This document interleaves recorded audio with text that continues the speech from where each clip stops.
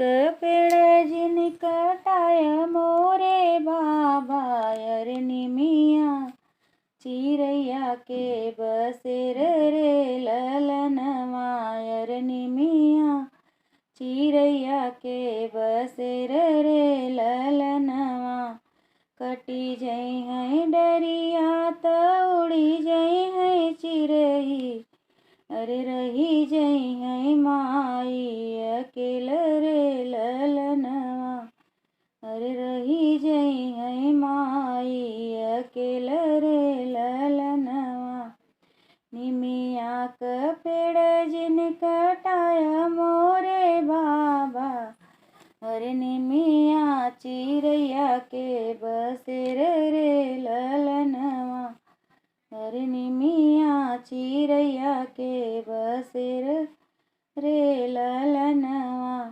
बेटी भरम जी ने बोला मोरे बाबा बेटी गर्भ जी ने बोला मोरे बाबा अरे बिटिया पराया धन होई रे ललनवा अरे बिटिया पराया धन होई रे ललनवा चली जई हैं बिटिया त सुन होई है अंगना अरे होई जई हैं मैया अकेल रे ललनवा अरे होई जई हैं भैया अकेल रे ललनवा चली जई हैं बेटी त सुन होई है अंगना अरे रही जई हैं भैया अकेल रे ललनवा इतनी बचन सुने माई हो कवन दे रोई मड़ुआ के बीच रे ललनवा अरे रोई मड़ुआ के बीच रे ललनवा नवही महीना बेटी को खिया में पाले अरे तनवा में हना सुने हजार रे ललनवा अरे ताना में हना सुन ले हजार रे ललनवा इतनी बचन सुने माई कवन दे रोई मड़ुआ के बीच रे ललनवा बड़े रे जतन से हम बेटी के पाले अरे बेटी मोर जई हैं ससुराल रे ललनवा अरे बेटी मोर जई हैं ससुराल रे ललनवा डोलिया सजाई के आई है दुल्हवा डोलिया सजाई लेके आए हैं दुल्हे राजा सुन सासु अरज हमार रे ललनवा अरे सुन सासु अरज हमार रे ललनवा बड़े हो जतन से हम बेटी के पाले हर ले जई हैं बेटी त हुई है पराई रे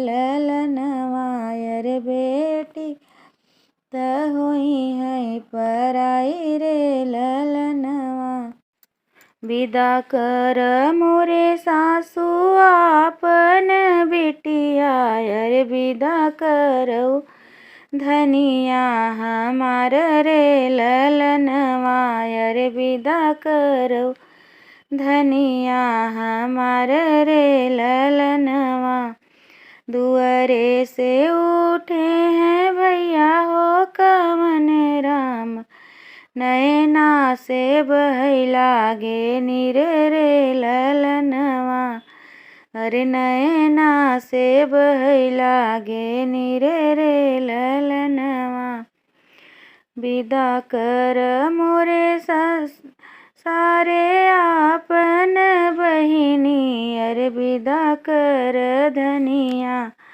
हमार रे ललनवा अरे विदा कर धनिया। हमार रे ललनवा जवन बहिनी संगे हम खेलले आंगनवा। अरे कैसे विदाई करी आजू रे ललनवा। दुआरे पे बैठल बाबा मोरे रोई। मड़ई में मैया हमार रे ललनवा। अरे मड़ई में मैया हमार रे ललनवा। जवने बेटी के पाली पोसी दिहले। अरे कैसे विदाई करी आजू रे ललनवा। अरे उहई बेटी चली ससुराल रे ललनवा। बहिया पकड़ी रोई दुलरू बीरनवा। अरे बहिनी जे चली परदेस रे ललनवा। अरे बहिनी जे चली परदेस रे ललनवा। रोई रोई बहिनी भैया समझावई। सुन भैया अरज हमार रे ललनवा। सुन भैया अरज हमार रे ललनवा। तोहके त लिखा भैया बाबा के दुअरिया। अरे हमके त लिखा दूर देश रे ललनवा। अरे हमके त लिखा दूर देश रे ललनवा।